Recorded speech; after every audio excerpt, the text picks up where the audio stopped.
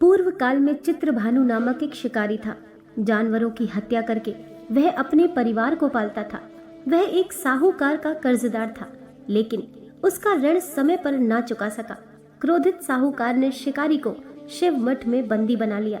संयोग से उस दिन शिवरात्रि थी।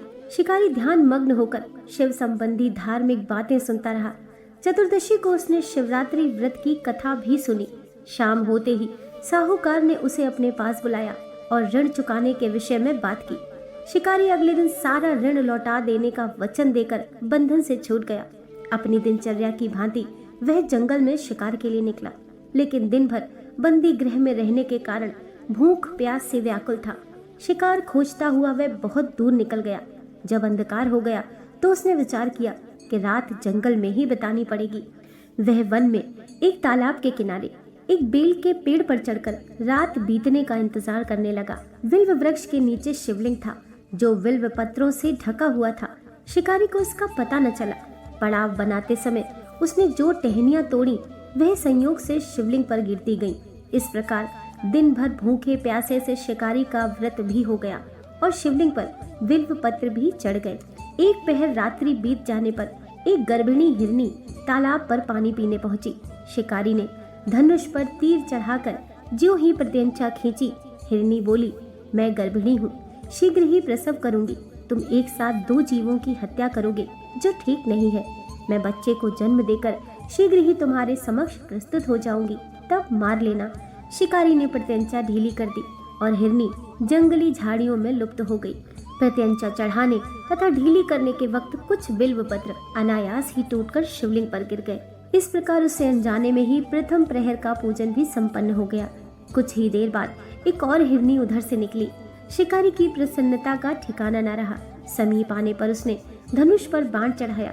तब उसे देख हिरनी ने विनम्रता पूर्वक निवेदन किया, हे शिकारी, मैं थोड़ी देर पहले ऋतु से निवृत्त हुई हूँ। कामातुर विरहिणी हूँ, अपने प्रिय की खोज में भटक रही हूँ। मैं अपने पति से मिलकर शीघ्र ही तुम्हारे पास आ जाऊंगी। शिकारी ने उसे भी जाने दिया। 2 बार शिकार को खोकर उसका माथा ठनका। वह चिंता में पड़ गया। रात्रि का आखिरी पहर बीत रहा था। इस बार भी धनुष से लगकर कुछ बेलपत्र शिवलिंग पर जा गिरे। तभी दूसरे पहर का भी पूजन संपन्न हो गया। तभी एक अन्य हिरनी अपने बच्चों के साथ उधर से निकली। शिकारी के लिए यह स्वर्णिम अवसर था। उसने धनुष पर तीर चढ़ाने में देर नहीं लगाई। वह तीर छोड़ने ही वाला था कि हिरनी बोली, हे शिकारी, मैं इन बच्चों को उनके पिता के हवाले करके लौट आऊंगी। इस समय मुझे मत मारो। शिकारी हंसा और बोला, सामने आए शिकार को छोड़ दो। मैं ऐसा मूर्ख नहीं। इससे पहले मैं 2 बार अपना शिकार खो चुका हूँ। मेरे बच्चे भूख प्यास से व्यग्र हो रहे होंगे।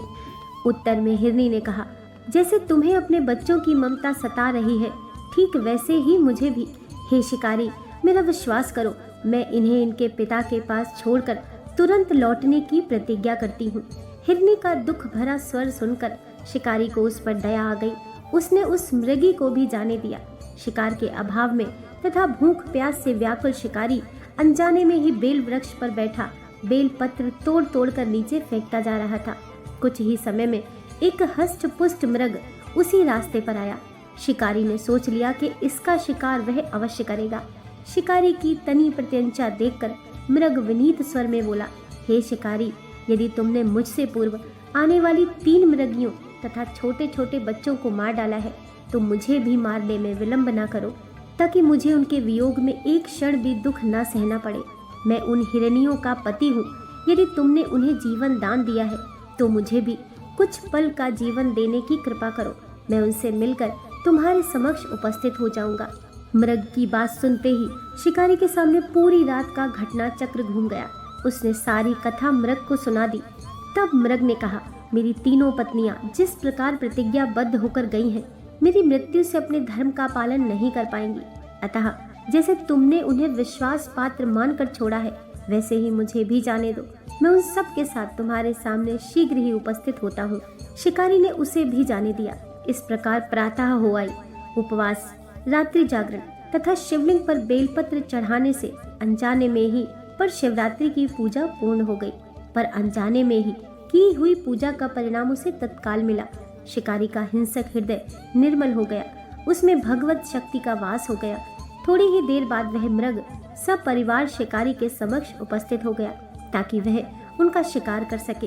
किंतु जंगली पशुओं की ऐसी सत्यता, सात्विकता एवं सामूहिक प्रेम भावना देखकर शिकारी को बड़ी ग्लानि हुई।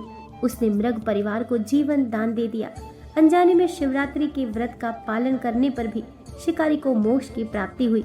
जब मृत्यु काल में यमदूत उसके जीव को ले जाने आए तो शिव गणों ने उन्हें वापस भेज दिया तथा शिकारी को शिवलोक ले गए।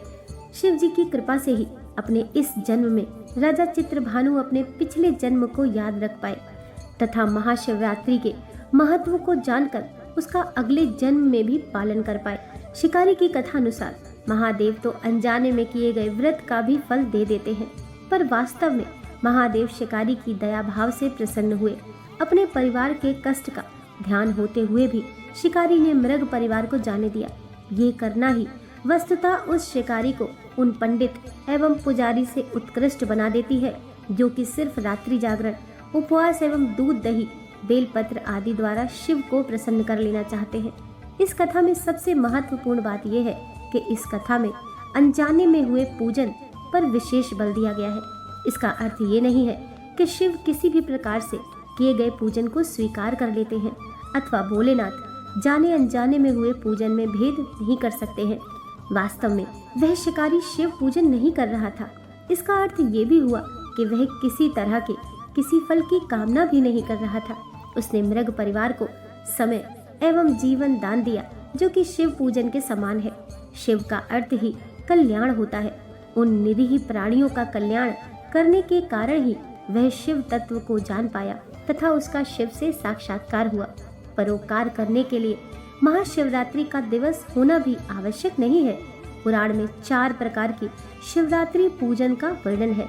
मासिक शिवरात्रि, प्रथम आदि शिवरात्रि तथा महाशिवरात्रि। पुराण वर्णित अंतिम शिवरात्रि है नित्य शिवरात्रि। वस्तुतः प्रत्येक रात्रि ही शिवरात्रि है।